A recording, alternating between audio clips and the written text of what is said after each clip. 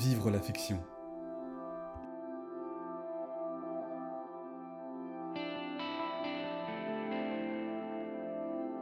J'ai envie de raconter des histoires qu'on puisse vivre. Et moi, quand je vis,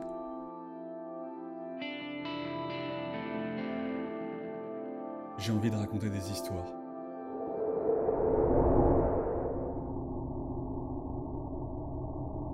Un scénario a parfois plus de sens que la réalité.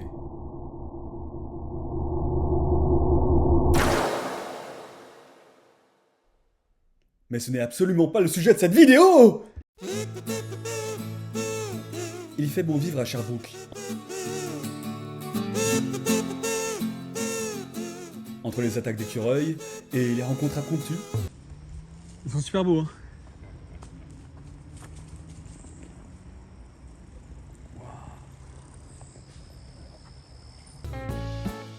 Ici, je suis des cours de maths, de développement informatique, de programmation logicielle.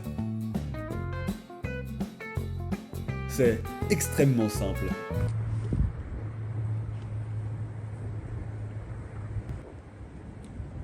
Je n'ai absolument aucune idée de ce que je suis en train de faire. Alors que j'étais en pleine réflexion sur mon projet de recherche-création, j'ai fait ce qui devait être fait. Cela sonnait comme une évidence. De la radio, mon gars! Le balado que tu t'apprêtes à écouter, tu peux pas l'entendre ailleurs. C'est une exclusivité. 88.3, c'est fac. Ça part ici.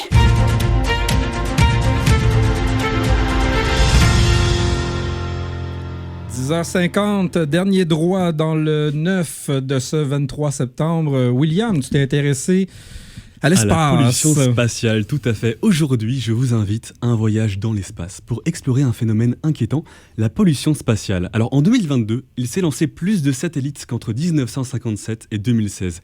Et face à l'augmentation du nombre de satellites en orbite, la question des débris de l'espace devient une préoccupation majeure. Alors vous allez me demander, qu'est-ce qu'un débris ? C'est un objet spatial d'origine naturelle ou humaine. Ça peut être par exemple un étage de fusée, un morceau de fusée, une vis, un caillou. Ça peut être un satellite qui n'est plus utilisé, qui est mort de sa belle mort.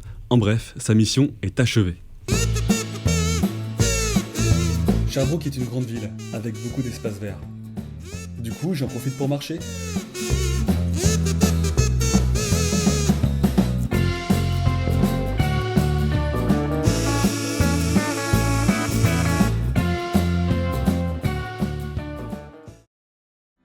J'ai envie de raconter des histoires. J'ai envie de raconter des histoires qu'on puisse vivre. Et moi, quand je vis, j'ai envie de raconter des histoires. Un scénario révèle parfois la réalité. Finalement, c'est peut-être le sujet de cette vidéo.